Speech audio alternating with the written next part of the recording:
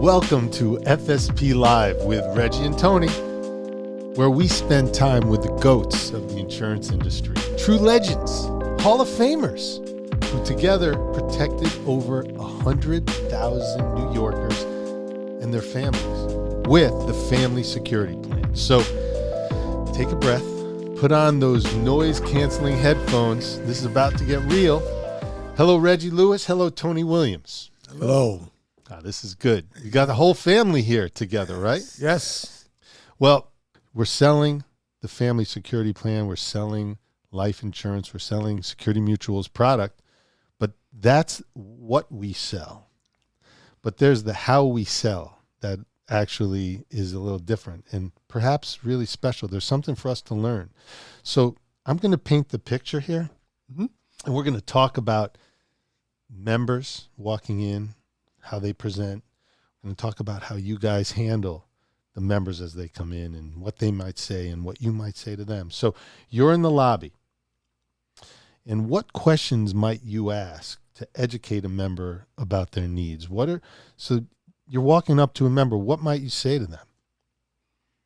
Reg, why don't we start with you?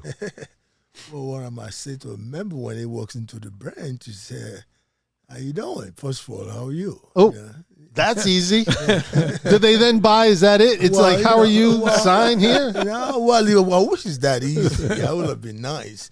But basically say hello to them and, I ask them what they're doing there today. If they, tell them, that I do have something to show them about the municipal insurance. I basically call it municipal life insurance, Sure. So make it more enticing that they, then I'll going to, tell them exactly what we have, besides the banking product. I have insurance here, if they have any children. Right. Have any children. Children. It's very important to bring that into the equation. Okay, so if you're talking to me, Yeah. all right, and you ask me if I have children, well, let's play a little game. Let's do a little role play. Okay. I'm the member. I'm going to walk in, and I'm going to be the member, and I have children. But let's hear how you approach this. Well, I just, like I was saying, if you have any children, you say, Yes, I do. Yeah, okay. Yes, I do. How many kids do you have? I have 3. Well, I'll just tell you basically, I do have some for you, you and the wife and kids. Yes. The whole life policy, through municipal credit union, being underwritten by Security Mutual Life Insurance Company. We have policy, a family plan, basically that will cover you, your wife, and kids. And it's very affordable also. I caught it. It says, I want to make. First of all, I want you to buy the policy. Sure. So I'm not. I always have an idea how much I want somebody to spend. That I know if it's more affordable, so you wouldn't say no to me. Well, what about having children is expensive? Well, that's when I put into the whole equation that children are more expensive, and so I look at like I said, the way I see it, I wanted to have an insurance policy that will cover you, your wife, and the kids. At the same time, when the premium comes out from your payroll, you don't want to cancel the policy either. So so I'll just tell you basic plan, for yourself. The kids as long as the children are under 18 years old.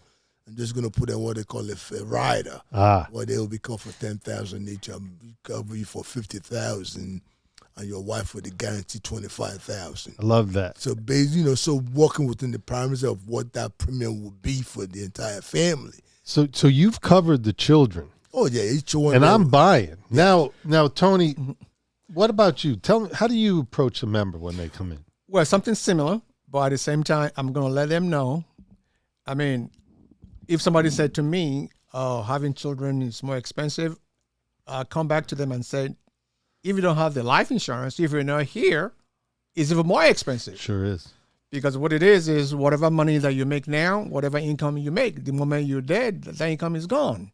So you want to make sure, but a lot of people don't think life insurance is not just for burial. Okay, actually it's the continuation of the family going on. Right. Because sometimes we call it a replacement of income. Because whatever money that you make, the moment you die, then you're still going to have the kids because they're still here. You're going to have your wife.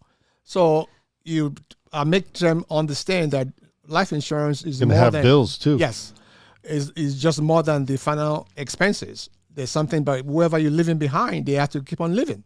So that's what you're replacing. So the responsibility of your life that you've built, you're helping continue that when you're gone. Exactly. That's the key word. You want to make sure that, they're able to continue, living the way you want them to live. Even though a lot of people even come back to me and say, well, I have insurance on the job. Sure. And you know what I'll say to them? And I say, yes, you do have insurance on the job, but you know what it is? Most of the insurance on the job, life insurance on the job, only covers you. It doesn't cover your wife, doesn't cover your children, and if you're older, doesn't cover your grandchildren. What if you leave the job? It goes with you. That's another, I tell them that. It goes with you. It doesn't matter. Like most of job insurance, they cover you while you're there. Right. The moment you leave the job, that's it. But the one that we offer you, it doesn't matter where you are. The policy goes on.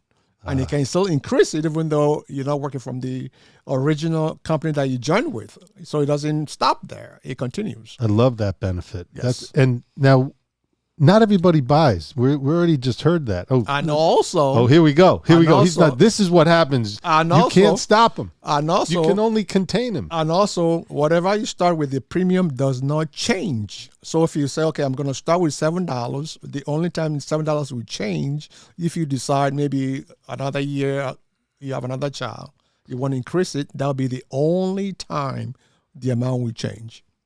And that helps get people yes. more comfortable. Very comfortable. Now, Reg, yes. when it comes to folks who object, because not everybody buys, what are some of the objections that you hear? Well, it's very difficult to object to me, I can tell you that. So, objection is never one of my forte. I mean, people don't. All right. Well, I'm gonna tell you. I'll give you a couple. See, this is when you're blind to objections, then you only get yeses. So I'm gonna give you a couple of classic insurance objections. Here's one. I hear you, but I need to think about it. Well, if you said you want to go think about it, I'm the kind of guy who will let you go and think about it anyway. I'm not gonna see. Like I said, I'm not gonna push you into doing something you don't want to do.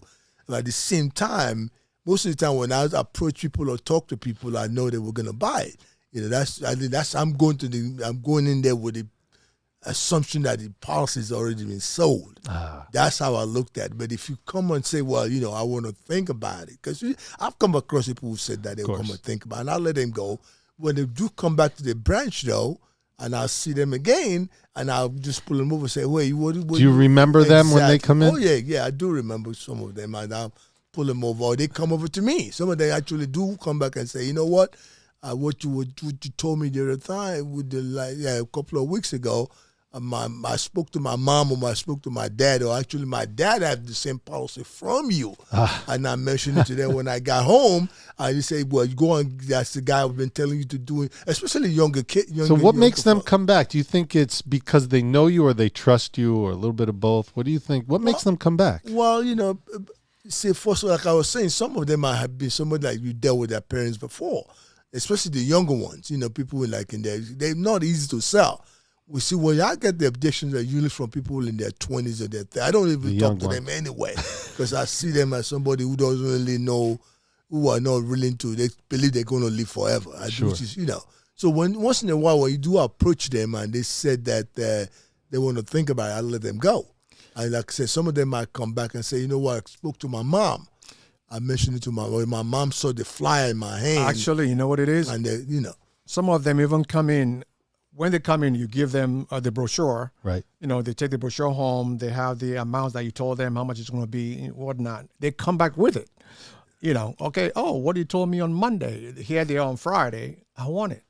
Not only do I want it, my sister said, well, he wants to do it as well. And come to find out that the mother had the policy, but it just goes around. It's a family. It's a family. When they go and ask their family, there's no better endorsement than family. And the good thing about it, even though if you're busy, they will wait. They'll wait. Yeah. They'll wait for you. I say, that gentleman gave me this flyer. I'm going to wait for him. And I mean, just like you in a doctor's office, How often do you have people, or how long of a line can you remember people waiting to see you when you're talking with I'll other say people? probably about 7 deep. Oh my gosh. And these are people, I mean, they come to the bank most of the time, they're in their lunch break, but they're still with it, Reggie, do you have people? Oh yeah, well, just the same thing. Yeah, people come around and wait around because of the same thing that we were just talking about. They go back home or they How about- fly, their mom tell them. How about if someone says to you, look, I think it's so much less. I see this stuff on TV that's so much less expensive than this. It's like term insurance and it's less expensive. Well, How do you overcome that? Oh yeah, those are the ones that I mean. I when like the guy. Wait, you know what I want to do? I want Reggie, you're going to sell, and Tony, you're going to be the member. Okay. Okay, you're the member. Right. Reggie, you're Reggie, and I want you to come up with an objection. Let's hear how Reggie handles it. So sell, Reggie, sell Tony. Oh, yeah. My job gave him insurance. Yeah, I have insurance on the job already. I don't need any more insurance. Well, you already the job gives you when you leave the job is no longer there. That's the number one objection. Well, I'm not to leaving the job anytime soon. Well, that's Tony's the point. being tough. We've not lived the job. By the time you leave the job, you'll be much older. You're gonna have to pay a lot more premium. Really? That's basically what it is. Yes. I didn't know that, you change with the age. Oh, sure it is. The older you are, the more money you're gonna pay. Okay, flip it. Now you're the member. That's a good way to. You're the member, Reggie. Tony, you're selling Reggie. Reggie, be a tough member. Okay, go on. You're a tough member now. Well, I don't need insurance. That's the one. I don't want. It comes to me. I don't want any insurance. I have a question for you. So, people buy for a few different reasons. I think when you think about your reputation, and you know your reputation, the way you educate. So call it education, Right, or a referral, somebody coming in. Which one of those, rank them from 1 to 3 from the most important to the one that still is good, but out of those 3, rank them 1, 2, and 3. I'll do education first. Referrals, very important. And the third one? Reputation. Reputation. How about you? Well, the number one to me would be reputation is always counts a lot, but referral is the easiest sales. Referral. It's the easiest sales.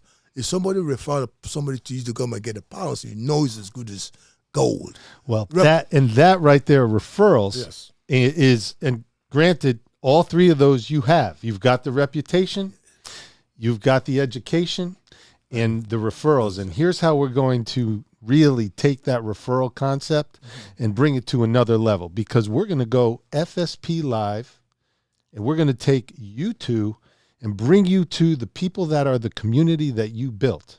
Because in today's podcast, we've talked about how you sell.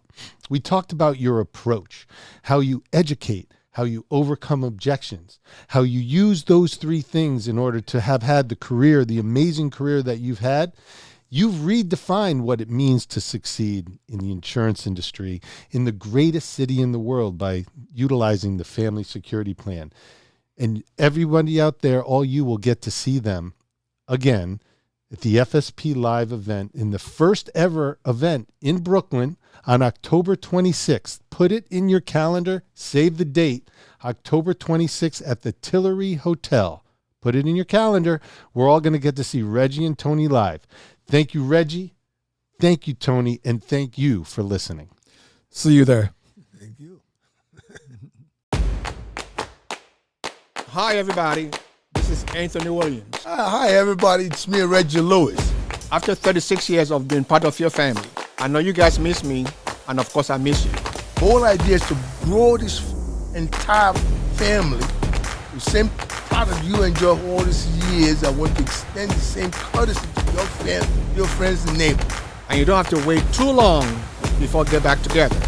I'll be coming to Brooklyn with my buddy Reggie on the 26th of October. The Tillery Hotel, downtown Brooklyn. And of course, I want you to bring your whole community. And the most important thing, I want you to be there, because I will be there. And I will be there. See you soon.